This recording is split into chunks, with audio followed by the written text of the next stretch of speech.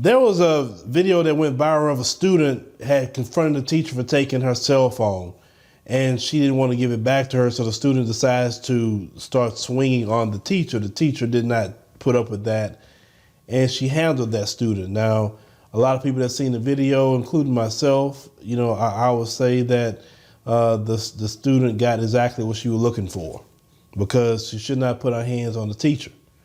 Well, the teacher ended up making a response video to this, incident. But let's go ahead and roll that clip. I'm going to tell you this. She was in my space. She was behind the desk. I followed protocol for whoever said that I touched her first. Okay? And I tried to call for an administrator. But as for me, as much as I love the kids, I cannot put my life or my livelihood in danger anymore. I will be saying goodbye to this profession. I went to school 3 times for real estate. Oh, yes, I'm being faced with charges as well behind this. And so, if I get a charge on my record, there goes my career again, period. OnlyFans is out of the question. I'm not that kind of lady. I grew up in church. Okay? And so many people are leaving the profession. And I'm going to have to wash my hands behind this as well. I can't do this. I don't tolerate disrespect from anyone. And yes, I will walk away. The teacher was charged with simple assault is what she was charged with. I don't think she should have been charged with anything. In my opinion, it was self-defense.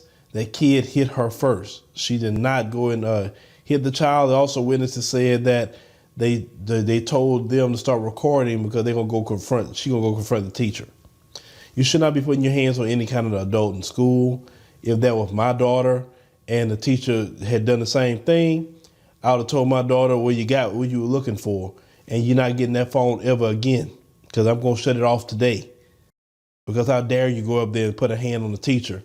You have a lot of parents today, in this country, they let their kids run wild. Of course, it's Babylon. You don't have any kind of normalcy in a Babylonian system.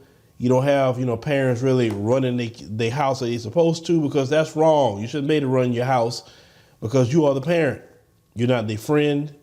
You're not their buddy. You're their parent. And the way the old school did it was the right way. Because really, back in the day, if you'd even thought of doing something like that to a teacher, you'd have had another issue at home too. But I read at the time, the mom actually of the girl responded, and the mom actually supported the teacher because her daughter shouldn't have put her hand on the teacher. Y'all ask these teachers to do everything for these kids, and now they got to sit up here and take on your kids, swinging on them. No, that's not right. They have to sit up here and watch out and do all kind of drills for these school shooters. You don't pay the teachers enough in this country. Not at all. Every time you look up, these senators and Congress people making money, but what about our teachers? And you wonder why people are leaving the profession. Why would you stay in it? For what? There's no respect, there's no money.